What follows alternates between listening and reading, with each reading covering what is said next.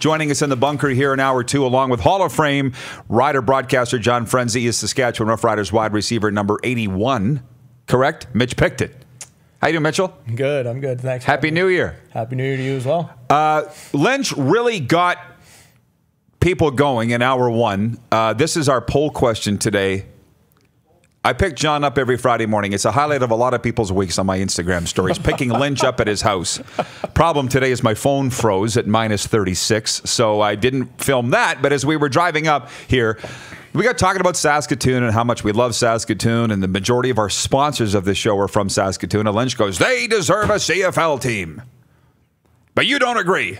And I said, no, John, that's the old me. That was, I had to, the Riders' perspective is they don't want a team in Saskatoon for obvious reasons. I had to take that perspective. But if you're asking me right now, Saskatoon wants a CFL team, they deserve one. So let's put it up as a poll question. Capital Auto Mall Universal Collision Center question is that, should Saskatoon be awarded a CFL franchise? And the whopping majority, as you see on your Facebook wall right there, is no. 74% of Facebook respondents saying no, Saskatoon should not get a CFL team. 17% say yes. 9% say they're not sure.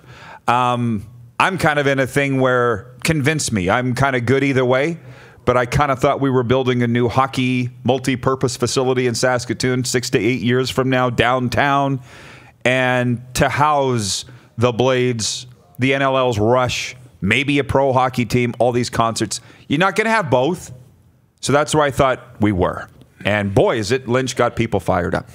Now, enough about me. Mitch Picton, again, Happy New Year. How's the holidays and how are things in your world?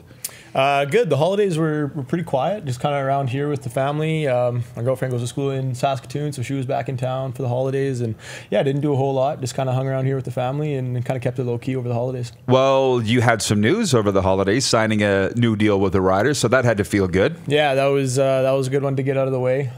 Good little Christmas present, you could say. So yeah, that was nice to get that one off my back, and yeah, just kind of know what's going on moving forward. Before we get into your history with the Riders and future with the Riders, I do want to delve into, as do you, Lynch. There's a reason I bring Lynch around. He's smart. He's got the history. You asked the best question of the Duron Carter interview, and that is, do you want to play wide receiver or corner? And I'm looping Mitch in on this because he spent a lot of time with Duron and in those receiver meetings. Were you stunned that he said he'd rather be a corner? Oh, I couldn't believe it. Couldn't believe it. Guts, what about, he's got guts, but I couldn't believe it. What about you, Mitch? Would that... You were listening to it over there on the couch. Yeah, I was a little surprised. Just kind of being around Duron. I mean, he might not get credit for it, but he is an extremely smart football player. He's a cerebral receiver. You know, he understands the systems. He understands defenses, what's going on. He always knows what's in front of him. So, yeah, I was a little bit surprised to hear that, but he's so talented. He could do either one, and he's extremely good at it. But he's got to do it now, guys. He's 28. You know, and no more of this fooling around. Do corner 1 year, defensive back next year. Oh, then I'll take off to another team. He's got to get serious about life, and he's a great football player. A heck of a receiver, don't you think? Yeah, and I like seeing him play receiver. I mean, just as a receiver, I appreciate everything that he does and the way that he plays the game. So, yeah, I don't know. It's DC, and you never know what you're going to get. Well, the one thing with him is he's so naturally gifted, and he doesn't have to work as hard as everybody else. So he doesn't. We've had these discussions, Duron and I. It's, why should he work so hard? He can be just as good as everybody else without working hard. And that's, I get it, but imagine if he did, you know, where he would be. But that's fine. The future of Duron Carter is something we're all watching, and the story's far from done. Now, for you, Mitch, you know, we've had receivers come through here. Richie Sand, Danny sat in that very chair here not that long ago. He's a big fan of yours. What's you guys' relationship? Oh, me and Richie, we're good friends. We talk every now and then throughout the season. We've known each other for a long time. We played against each other in high school, a couple years around the Rams before he went to Calgary. And, yeah, Richie's a great guy, great receiver, and I always like running into Richie. Right, and we were talking about you and the work that you've put in to get to where you are. If it wasn't for these darn injuries, but that was earlier on. Take us through your Rider career for those that aren't as familiar, just because you've been around a while. 2017, you're going into what, year 4? Yeah, this will be my 4th training camp, and it would have been 2016 after I was done with my 5th year with the Rams. They called me to go onto the PR when they were out on their Eastern swing as the crossover team in playoffs. So that was just a couple weeks there, and then yeah, I went to training camp the next year, got PR'd. That was after my shoulder surgery. And then came back to camp again this past year. And again, got PR'd. So that wasn't kind of what I was expecting or what I was hoping for. And here we are now. I'm healthy again and ready to go for my 4th training camp and make another crack at this. Well, that's the thing, is they're going to stack up as much quality Canadian receivers as they can, right? I'm sure on draft day, when they drafted Linus and McGinnis, you're like, oh, I would think you're like more Canadian receivers. Yeah, but that's expected. I mean, there's always going to be competition. It's not expected that they're going to go into training camp with 1 or 2 Canadian receivers, right? So there's always going to be guys to compete with, and they're always going to be bringing in top talent. So it's good, and I think competition brings out the best in people, so I'm here for it. Absolutely, no doubt. What else you got from Frenzy? Well, the competition this year at the receiving position for the Rough Riders is going to be something else, don't you think? Yeah, very much so. It's going to be interesting what happens with free agency and what our roster's kind of looking like going into training camp. But I think we're going to have a lot of talent in this receiving core. Are you working out now? Yeah, we're back in the gym now. And just kind of getting back into it now and getting ready to go. What's the vibe? Because you've spanned now 2 coaching staffs, the Jones staff, now the Dickinson staff. Did it seem like a major change? Was there a change in culture from one guy to the next, or a continuance because Dickey was such a big part of Jones's staff? I mean, they're similar in ways, and they're also different in a lot of ways. So it was a bit of a culture change, I think. But overall, I mean, the room was pretty much the same guys. So not a whole lot was extremely different, but just little kind of tweaks here and there you kind of notice throughout time of the changes between coaches. Right, and then take us a little bit through this season. I mean, you got idiots like me picking the Riders 4th. You got Lynch predicting that they're going to finish first with 13 wins, and we tarred and feathered him and said he's nuts. Which, by the way, he predicts every year they're going to win 13 games and finish first. You finally hit on it, Lynch. 13-5. But no. 3rd best record in history. Did you realize that? Yeah. When you do talk to Cody, and John Ryan was on here, they said the guys took the preseason predictions as motivation. Like, how much did you guys talk about that? Because it wasn't easy to hit 13 wins. Yeah, no, and in preseason, I mean, a lot of people ruled us out. So especially there when kind of had some adversity, our franchise quarterback went down, and Cody stepped up, and all of a sudden we just started stacking up wins, and week after week we managed to get it done. So yeah, a lot of people were surprised, and nobody really expected us to do that. So it was good to kind of stick it to some doubters, I guess. How did it happen in your mind? I mean, I talk to players, I talk to media that's down there, and I say, who's behind this? Is it Dickinson? Is it Cody?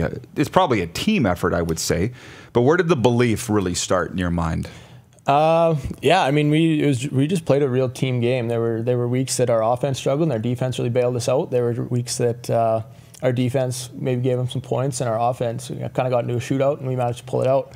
So, I mean, all 3 phases of the game, everybody took their turn of playing good football, and just through a continuance of doing that, we managed to stack up a bunch of wins. What's it like in the huddle with Cody? I mean, I saw you out there trotting out to your wideout spot. You were in the huddle with Cody. What's he like in there? He's same Cody every day. Doesn't matter the situation. First quarter, fourth quarter, up 10, down 10, doesn't matter. He's calm, cool, and collected, and you always got confidence in the guy. What do you think about that, Frenzy? Well, when you hear that? I hear that too. I mean, the guys love him, man. Yeah. He's just unbelievable. He came here, I mean, when we were looking for a quarterback last year. I mean, the guy's magnificent. He's sensational. Be a lot of pressure on him this year.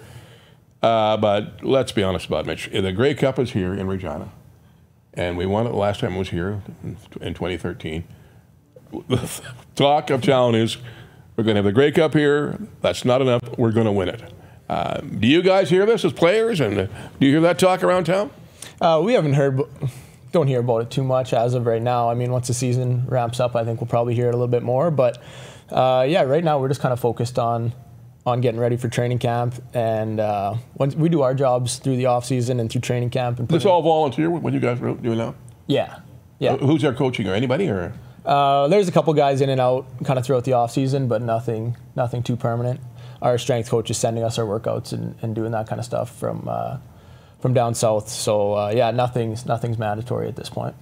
Craig Smith, our director of scouting, is watching this morning, and he says, loved watching Noah throw to Mitch with the Rams. Keep working hard, brother. Have a great future in our league. And actually, we've had, if you watch this story at all, Mitch, people talk about having to pay your dues 2, 3, 4, 5 years. Remember being young Lynch and Mitch's age? You want it now. And unfortunately, it doesn't quite happen now. Are you getting advice from people that are saying, just be patient, Mitch?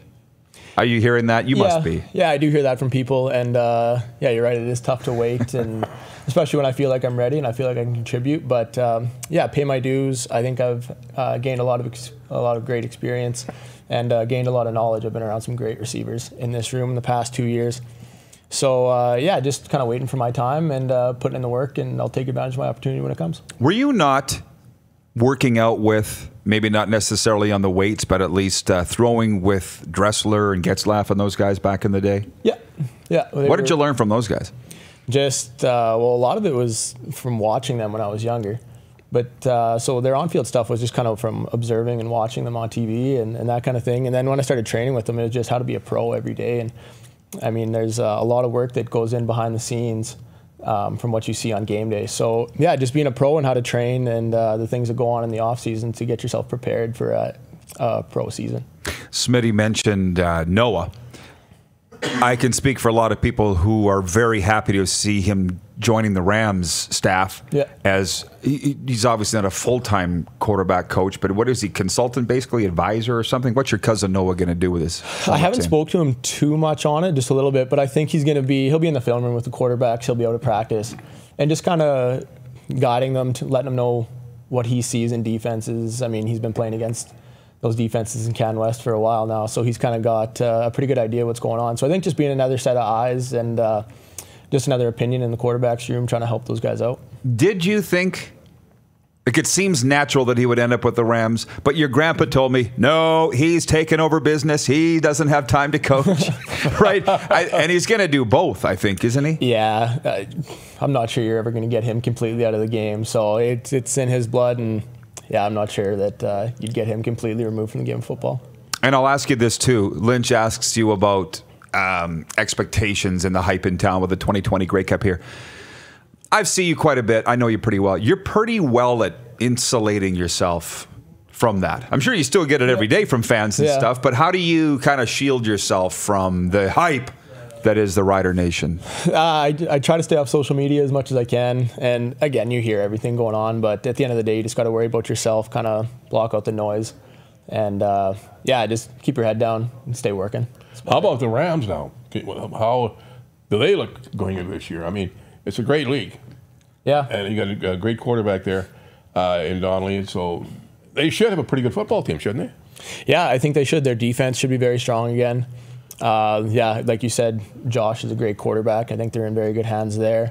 They've got a couple good young backs that I think should help them out, and that receiving core is usually pretty solid.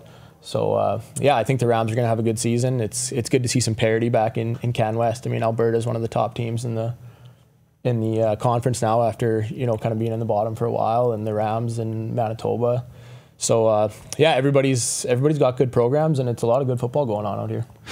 If people have questions for Mitch, before we let him go, fire him at us. Like, I mean, get on your keyboard now, because we're going to go to a break soon. But Kyle Halverson writes in, he says, Mitch, your opinion on working with Coach Moz, and what are you looking forward to? I'm really looking forward to just another opinion. I mean, everybody sees the game of football differently, especially from an offensive perspective. So just how he sees the game and the schemes that he's going to implement, I'm really excited to have just another perspective on how the game's played and to see another system and how it works. I think he's a great offensive mind. I remember watching him play when I was younger, and he was a great player. And as a coach, he's been successful everywhere that he's been. So I'm just extremely excited to get to work with him. Allow me this, if you don't mind. When you talk about working out with those Rider greats and Getzlaff and Dressler, and keep those questions coming, by the way, folks.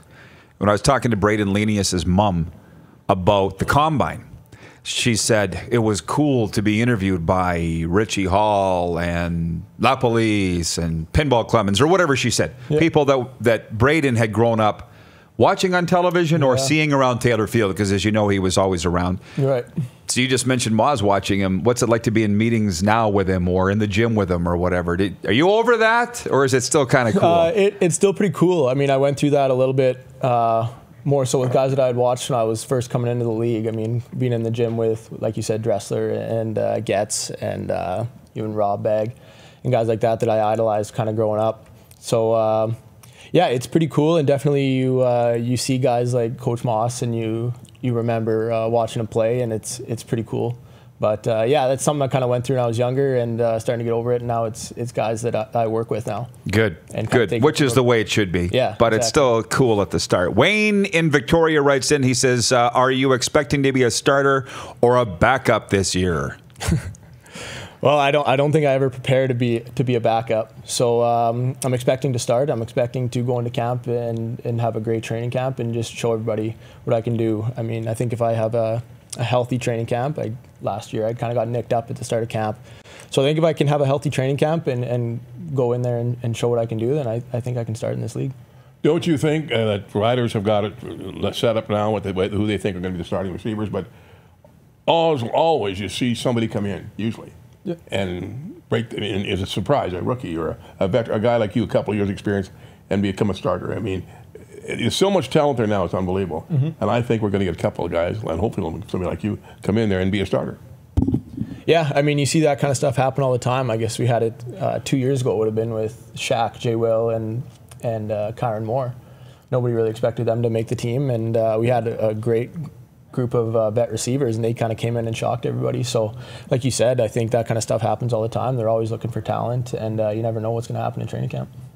Mitch, I appreciate the time. We'll let you go and get back to what you're doing. I appreciate it, following you very closely, obviously, and always enjoy the visits with your family. And all the best in 2020. Appreciate your time today. Thank you. Thanks for having me. Mitchell Picton joining us here on a Football Friday. On the way, TJ Heath.